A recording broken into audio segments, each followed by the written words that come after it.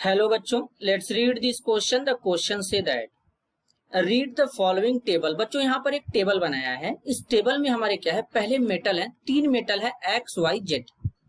अब इसमें रिएक्शन कराया गया है, रिएक्शन विथ 3 डिफरेंट टाइप के सोल्यूशन है। एक जिंक सल्फेट, दूसरा आयरन सल्फेट, तीसरा कॉपर सल्फेट।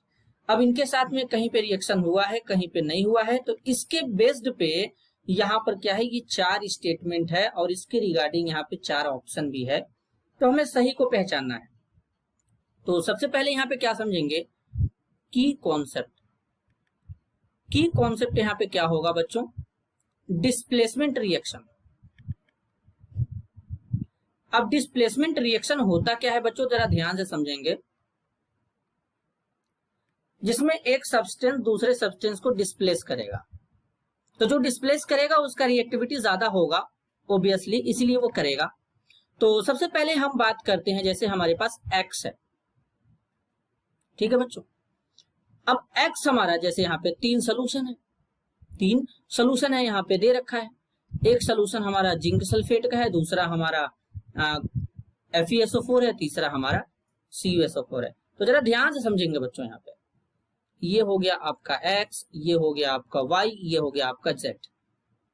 यहाँ पे हो जाएगा आपका जिंक सल्फेट, इसका सोल्यूशन हो जाएगा। दूसरा FeSO4 है, इसका सोल्यूशन हो जाएगा। तीसरा है CuSO4, इसका सोल्यूशन हो जाएगा। अब जरा ध्यान से समझिएगा बच्चों, x जो है वो जिंक सल्फेट के साथ रिएक्शन नहीं कर रहा है, FeSO4 के साथ भी नहीं कर रहा है, इसके साथ भी नहीं कर रहा है, CuSO4 के साथ भी। Y जो है यहाँ पर इसके साथ भी नहीं कर रहा है, इसके साथ भी नहीं कर रहा है, लेकिन यहाँ पे CuSO4 के साथ कर रहा है। तो इसका मतलब है कि Y का रिएक्टिविटी जो होगा वो X से ज्यादा होगा, कहीं ना कहीं X से क्या होगा, ज्यादा होगा। तीसरा Z जो है वो तीनों जगह पे रिएक्शन शो कर रहा है, तो इसका मतलब जो Z का रिएक्टिविटी हो X और Y से भी ज्यादा है। तो पहले ध्यान से समझेंगे, reaction of Y with CuSO4 solution produce copper metal. बिल्कुल सही बात है बच्चों। क्यों? क्योंकि Y हमारा CuSO4 के साथ रिएक्शन कर रहा है। तो अगर हम Y का रिएक्शन CuSO4 के साथ करा रहे हैं तो यहाँ पर Y का रिएक्टिविटी ज्यादा होगा, तो Y क्या करेगा, YSO4 बनाएगा और Cu को क्या करेगा, बाहर डिस्प्लेस करेगा। तो ये वाला स्टेटमेंट यहाँ पे सही है। आगे 2 में बोला गया है Z is most reactive element and X is least reactive. जो Z जो है वो मोस्ट रिएक्टिव एलिमेंट है, सही बात है, क्योंकि तीनों के साथ रिएक्शन कर रहा है। X जो है ये लीस्ट रिएक्टिव है, क्योंकि ये तीनों में से किसी के साथ रिएक्शन नहीं कर रहा है। मतलब दूसरा वाला भी स्टेटमेंट यहाँ पे बच्चों बिल्कुल सही है। अब चलते हैं Y पे, तीसरा वाले में Y is more reactive than X। मतलब X से ज्यादा रिएक्टिव Y है, ये हम लोगों ने पहले ही डिस्कस किया था यहाँ पे, ठीक है। And less reactive than Z, Z से लेस रिएक्टिव होगा, ये भी सही है। क्यों? Y जो है X के कंपेयर में एक जगह पे तो रिएक्शन शो कर ही रहा है, तो मतलब ज्यादा रिएक्टिव होगा।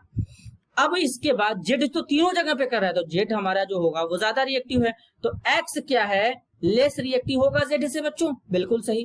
तो Y is more reactive than X and less reactive than Z। Y जो होगा X से ज्यादा रिएक्टिव होगा, लेकिन Z से लेस रिएक्टिव होगा, ये भी सही है। आगे चलते हैं।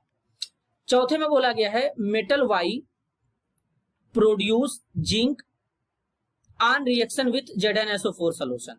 जब ये यहाँ पे रिएक्शन ही नहीं कर रहा है जिंक सल्फेट के सोल्यूशन के साथ, तो जिंक कहां से प्रोड्यूस करेगा बच्चों Y? बिल्कुल गलत है, बिल्कुल गलत स्टेटमेंट है ये बच्चों।